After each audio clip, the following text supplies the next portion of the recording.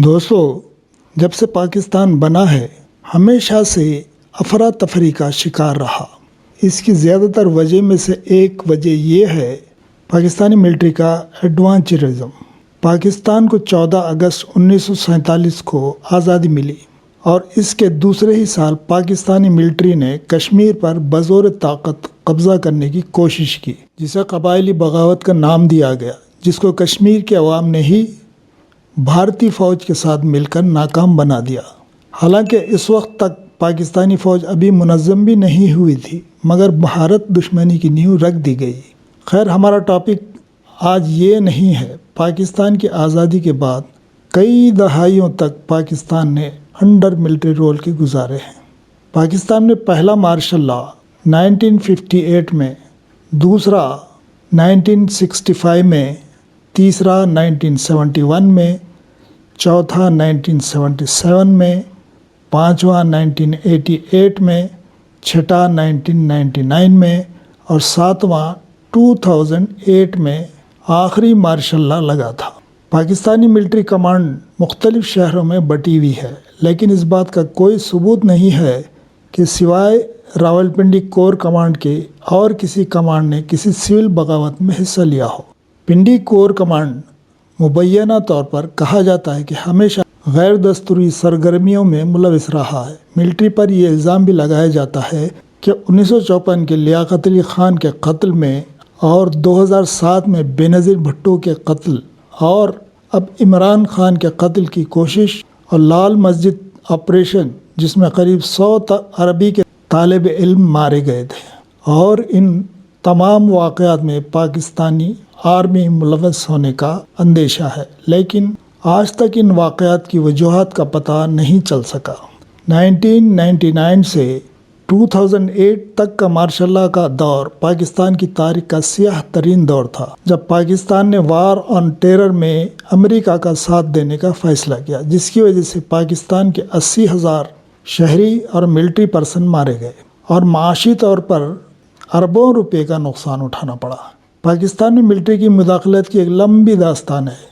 سال 1953 اور 54 کے درمیان پاکستان کے گورنر جنرل غلام محمد نے اس وقت کے پرائم منسٹر کو برخاست کر کے اقتدار پر قبضہ کر لیا اور 1954 میں دستور کو معطل کر کے کچھ قوانین کو بدلنا چاہا، لیکن اس وقت عدلیہ کی مداخلت کی وجہ سے ایسا نہ کر سکے۔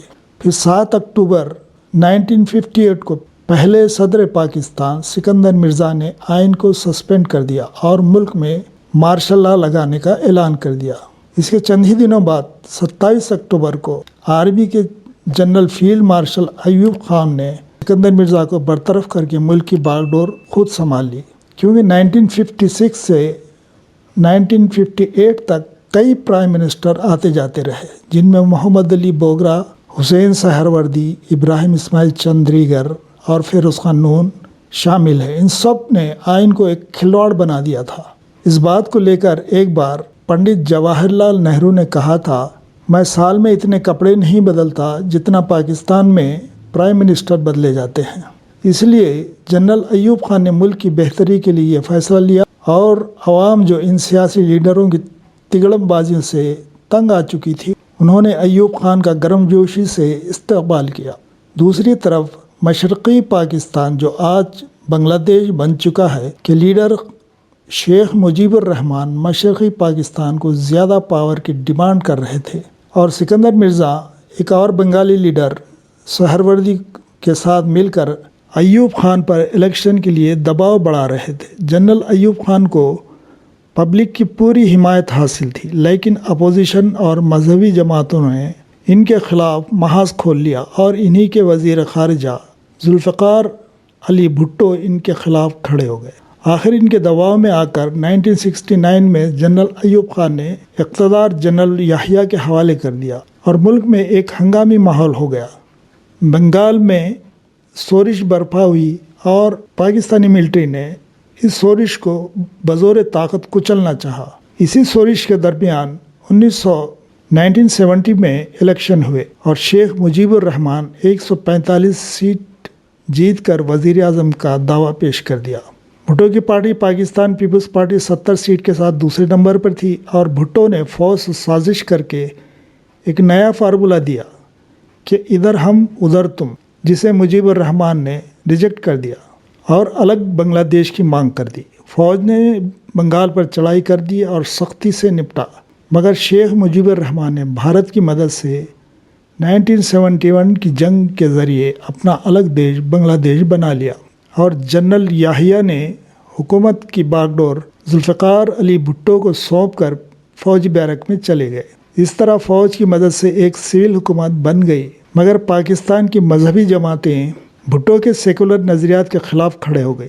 ذوالفقار علی بھٹو نے دوبارہ الیکشن کروایا اور پوری میجارٹی سے جیت درج کی، مگر اپوزیشن اور مذہبی جماعتوں نے یہ الزام لگا کر کہ پیپلز پارٹی نے اسٹیبلشمنٹ سے مل کر دھاندلی کی اور سول ڈریس میں فوجیوں نے ان کی مدد کی۔ اس الزام کے ساتھ حکومت کے خلاف ایک طوفان برپا کر دیا گیا، لیکن بھٹو ڈٹے رہے۔ آخر کار جنرل ضیاء الحق نے، جن کو بھٹو نے فوج میں کئی سینئر جنرلوں کو نظر انداز کر کے آرمی چیف بنایا تھا، انہوں نے پھر ایک بار مارشل لا لگوا دیا اور 90 ڈیز میں نئے الیکشن کا وعدہ کر کے اقتدار پر قبضہ کر لیا۔ مذہبی جماعتوں کی حالت ان بلیوں جیسی ہو گئی جس کا مکھن چالاک بندر کھا گیا تھا۔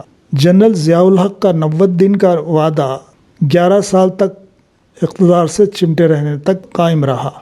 آخر کار ان کی ایک پلین کریش میں موت کے بعد ان کے اقتدار کا خاتمہ ہوا۔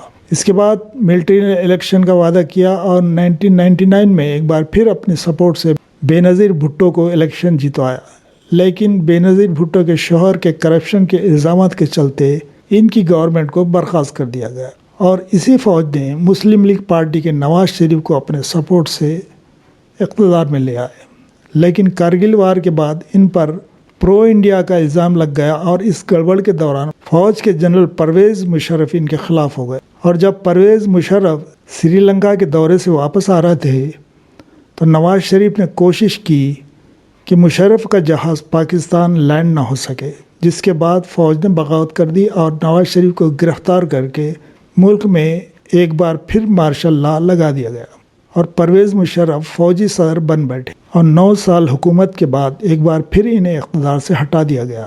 پرویز مشرف کا مارشل لا کہنے کو تو آخری مارشل لا تھا، مگر اب پاکستان میں جو بھی حکومت بنتی اسے فوج کا آشیرواد لینا ضروری تھا۔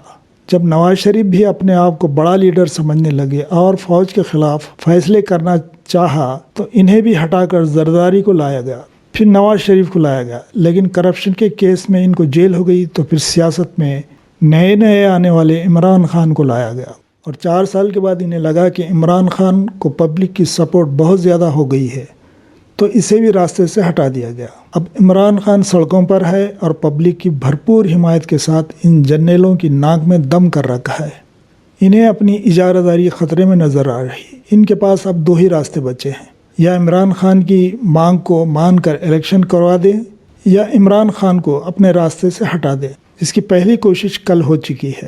یہ وقت پاکستان کے لیے ایک ٹرننگ پوائنٹ ہے۔ اگر عمران خان کو ہٹا دیا جاتا ہے تو بھی انہیں عوامی نفرت کا سامنا کرنا پڑے گا، جو پہلے ہی ان کے اوچھے ہتھ کنڈوں کو سمجھ چکی ہے اور ان سے بیزار ہو چکی ہے۔ پاکستانی عوام اپنی فوج سے بے حد محبت کرتی تھی اور ISI کو اپنے لیے ایک بہت بڑا سرمایہ سمجھتی تھی، لیکن اب ان کی پول کھل چکی ہے۔